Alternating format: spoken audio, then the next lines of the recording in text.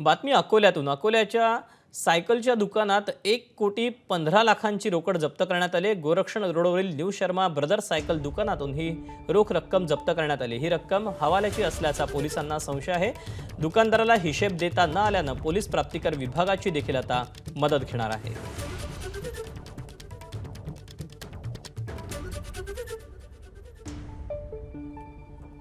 दीपक दिनकर घुगे वय 30 वर्ष याच्या ताब्यामध्ये जवळपास 1,15,00,000 नगदी कॅश आम्हाला त्या ठिकाणी मिळून आली।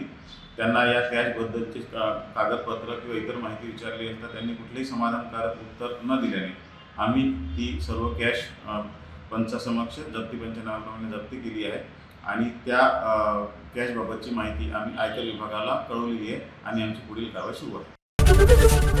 एबीपी माझा, उघडा डोळे बघा नीट।